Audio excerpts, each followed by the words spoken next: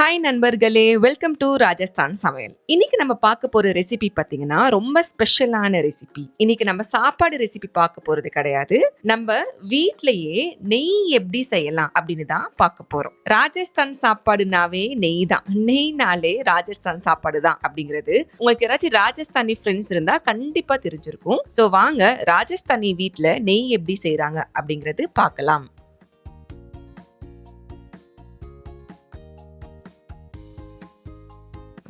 நெய் செய்யறதுக்கான first step வந்து நம்ம தயிர் செய்யணும். ஸோ தயிர் செய்யறதுக்கு ஃபர்ஸ்ட் நம்ம பாலை ஹீட் பண்ணிக்கலாம். ரொம்பலாம் ஹீட் பண்ண வேணாங்க. கொஞ்சம் லைட்டா வெது வெதுப்பா மட்டும் ஹீட் பண்ணா போதும். இப்போ நம்ம ஹீட் பண்ண பால்ல தயிர் மிக்ஸ் பண்ண போறோம். இது மிக்ஸ் பண்ணதுக்கான அளவு பார்த்தீங்கன்னா ஒரு 1/2 லிட்டர் பால் இருந்தா அதுல ஒரு 1/2 ஸ்பூன் தயிர் மிக்ஸ் பண்ணா போதுங்க.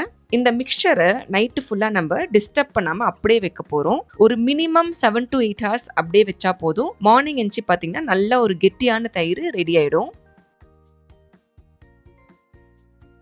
இப்போ மார்னிங்ல நம்ம தயிர் ரெடி ஆயிடுச்சுங்க. தயிரை எடுத்துட்டு தயிருக்கு மேல வந்த ஆடைய மட்டும் இப்படி மேலோட்டமா ஒரு பவுல்ல டிரான்ஸ்ஃபர் பண்ணிடலாம். இந்த பவுல்ல பாத்தீங்கன்னா நாங்க 1 வீக்கா டெய்லி இதே மாதிரி தயிர் வச்சுட்டு அதுக்கு மேல வந்த ஆடைய மட்டும் கலெக்ட் பண்ணிட்டு வரோம். இந்த ஆடை கெட்டு போகாம இருக்க டெய்லி இந்த பவுலை வந்து ஃப்ரிட்ஜ்ல வச்சிருவோம். இன்னைக்கு நம்ம பவுல் ஃபுல்லா ஃபில் ஆனனால நம்ம இந்த ஆடைய ஃபுல்லா எடுத்து அப்படியே நெய்யாக்க போறோம்.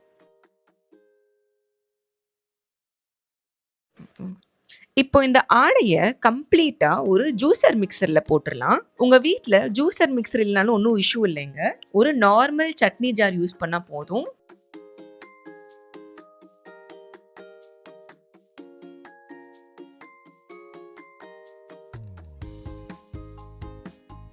இதுல இப்போ ஒரு பெரிய கிளாஸ் தண்ணி ஊத்தி மிக்சில நல்லா அரைச்சிடலாம்.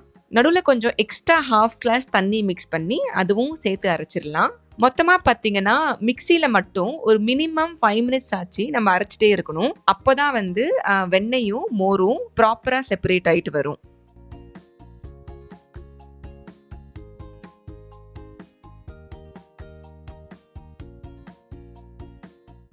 இங்க பாருங்க, வெண்ணெயும் மோரும் ரொம்ப அழகா தனியா பிரிஞ்சு வந்திருக்கு.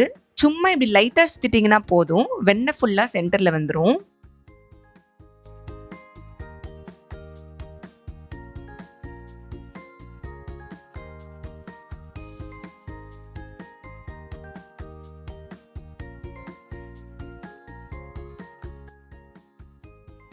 ஆஹா! எவ்ளோ அருமையான வெண்ணெய் வந்திருக்கு பாருங்க. மிதக்கிற வெண்ணெய இப்படி கையால மெதுவா திரட்டி எடுத்துக்கலாம்.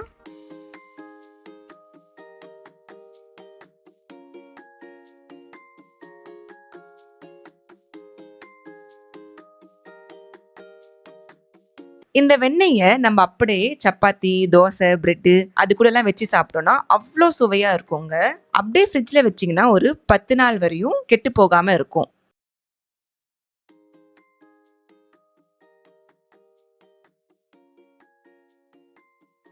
அதே மாதிரி இந்த மோர் பார்த்தீங்கன்னா ரொம்ப சத்துங்க. இது நம்ம அப்படியே லைட்டா உப்பு, சீரகப்பொடி போட்டு குடிச்சா அவ்ளோ அருமையா இருக்குங்க.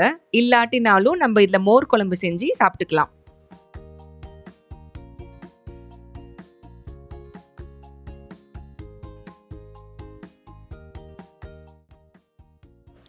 இப்போ நம்ம பட்டரை ஒரு 10 மினிட்ஸ் ஒரு மீடியம் ஃப்ளேம்ல ஹீட் பண்ண போறோம்.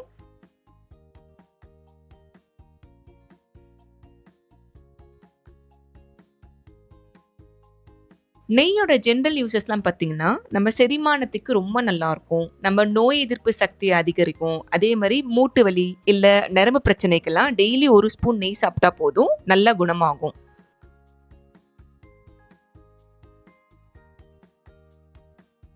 ஒரு 10 மினிட்ஸ்ல இப்படி கொதிக்க ஸ்டார்ட் ஆகும். அப்புறம் அப்படியே கொஞ்சம் கொஞ்சமா நல்ல மணல் மணலா மாறி வரும்.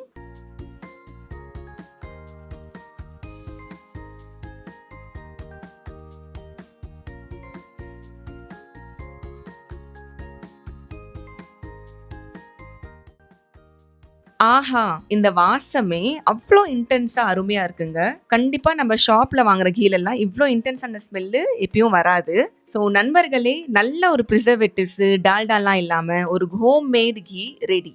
லாஸ்ட்டா இந்த கீயை இப்படி ஃபில்டர் பண்ணி யூஸ் பண்ணிக்கலாம். ரொம்ப சிம்பிளா டக்குன்னு செஞ்சிடலாம். மிஸ் பண்ணாம ட்ரை பண்ணி பார்த்துட்டு எப்படி இருந்துச்சுன்னு உங்க ஃபீட்பேக்கை கமெண்ட்ல கண்டிப்பா சொல்லுங்க. பிடிச்சிருந்தா வீடியோவை லைக் பண்ணுங்க, உங்க ஃப்ரெண்ட்ஸ்டையும் ஷேர் பண்ணுங்க. ராஜஸ்தான் சமையல் சேனலை சப்ஸ்கிரைப் பண்ணுங்க. நன்றி, வணக்கம்.